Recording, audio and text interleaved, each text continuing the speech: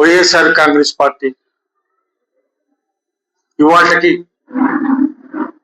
15 సంవత్సరాలు పూర్తయి 16వ సంవత్సరంలో అడుగు పెట్టబోతున్న ఈ రోజున మా కార్యక్రమాలన్నింటినీ విజయవంతం చేసిన మా ఎమ్మెల్సీ హనుమంతరావు గారు, మా మాజీ ఆప్కో ప్రెసిడెంట్ చెల్లపల్లి మోహన్ రావు గారు, అట్లాగే మా ముగ్గురు మండల ప్రెసిడెంట్లు, 2 టౌన్ ప్రెసిడెంట్లు, వివిధ ప్రాంతాల నుంచి వచ్చిన మా కార్యకర్తలు, అభిమానులు, నాయకులు అందరికీ కూడా హృదయపూర్వక నమస్కారాలు తెలియజేస్తూ, సోదర సోదరీమణులారా, వైఎస్ఆర్ కాంగ్రెస్ పార్టీ 15 ఏళ్ల క్రితం ప్రారంభమై ఆ రోజు నుంచి ఆవిర్భావమై ఇప్పటి వరకు అంచెలంచెలుగా ఎదుగుతూ ఒక 5 సంవత్సరాలు మనం అధికారంలో కూడా ఉండి 19 నుంచి 24 వరకు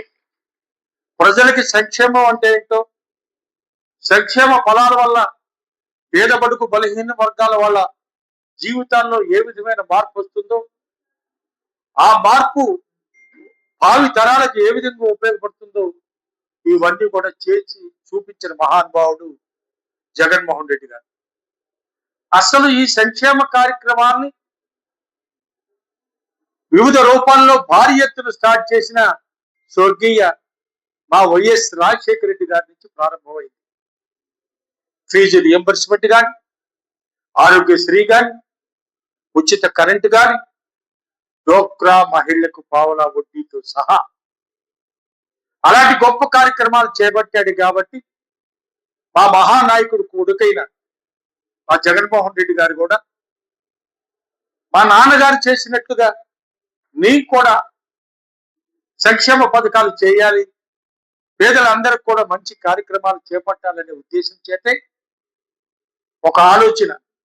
అది ఎప్పుడు వచ్చింది అంటే, వాళ్ళ నాన్నగారు చనిపోయిన తర్వాత అందరినీ ఓదార్పు యాత్రలో ప్రతి గ్రామంలో చనిపోయిన ప్రతి చోటకు వెళ్ళాడు. భారతదేశంలో ఒక నాయకుడు, భారతదేశమే కాదు ప్రపంచ దేశాల్లో ఏ ఒక్క నాయకుడు చనిపోయినా కూడా 600 మంది పైచులకు ప్రాణాలు వదిలిపెట్టిన ఎక్కడ లేదు ఆ సందర్భం. అలాంటిది వైఎస్ రాజశేఖర రెడ్డి గారు చనిపోతే అంతమంది మరణించారు.